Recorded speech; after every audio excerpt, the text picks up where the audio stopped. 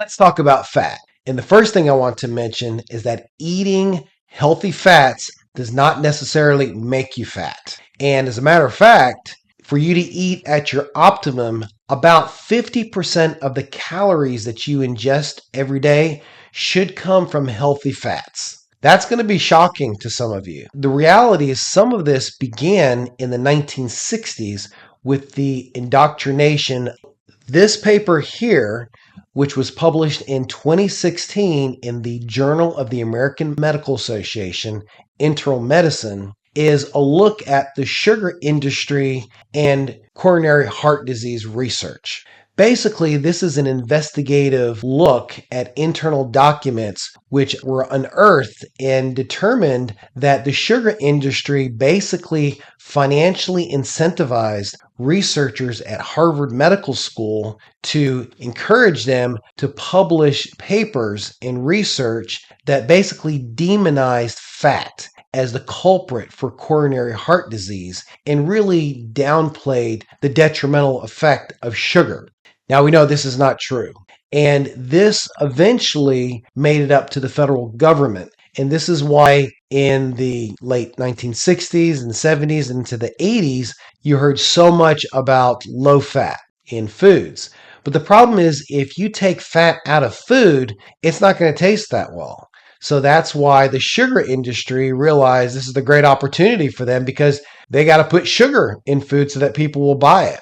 And this has led to just a terrible outcome of the health of our United States citizens. When we talk about fat in particular, I want to emphasize that you must avoid seed oils. So we're talking about soybean and corn oil, safflower and cottonseed oil, soybean oil, because these are polyunsaturated fats that are just loaded with omega-6 fatty acids. We're going to talk here briefly about the importance of having the proper ratio between omega-3 and omega-6 fatty acids and how this is critically important for your health in many different ways.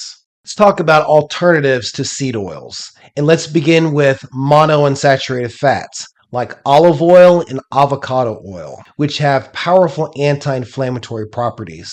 But let's take a look at this study published in the Annals of Internal Medicine. Virgin olive oils are richer in phenolic content than refined olive oils. And this emphasizes the importance of always getting extra virgin olive oil. Conclusions. Olive oil is more than a monounsaturated fat.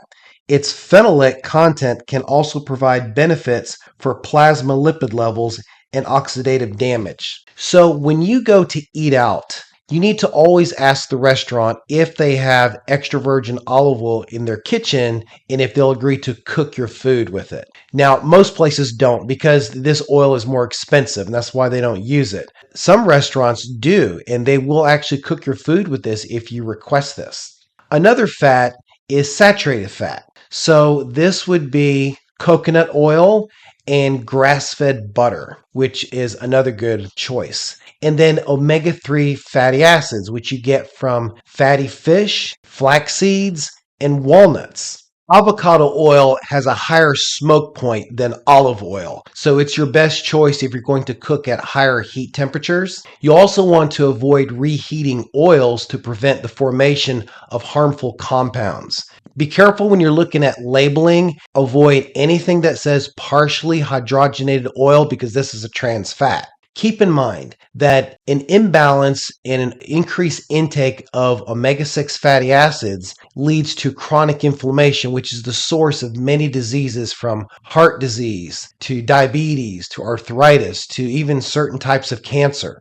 If your ratio between omega-6 fatty acids and omega-3 fatty acids is really out of whack, along with these other diseases we just mentioned, you're almost assuredly going to be at an increased risk of developing neurodegenerative disorders like dementia.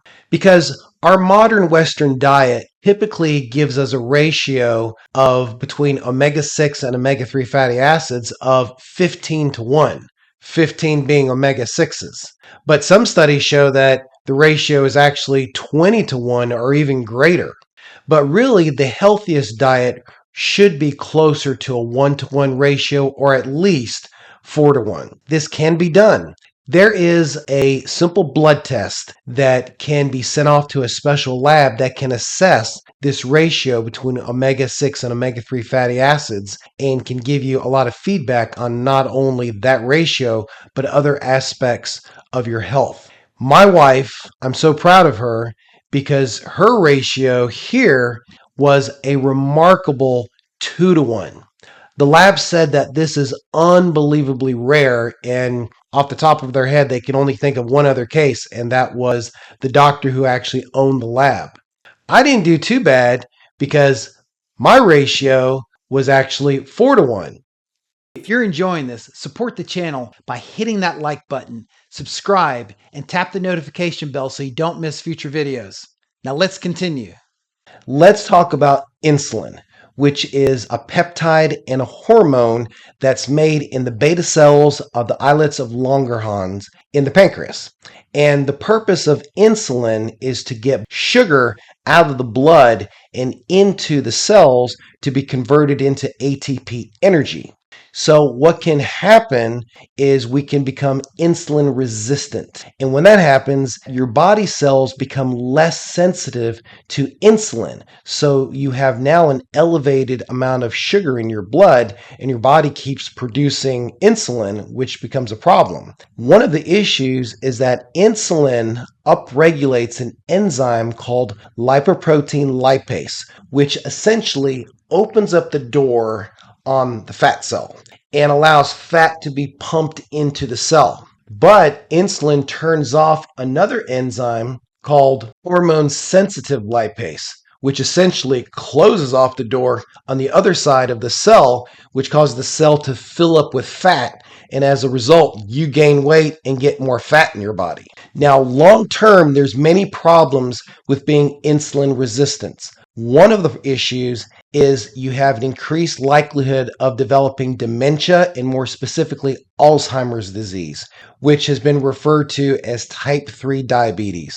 Diet rich in trans fats, which shouldn't even be a thing anymore.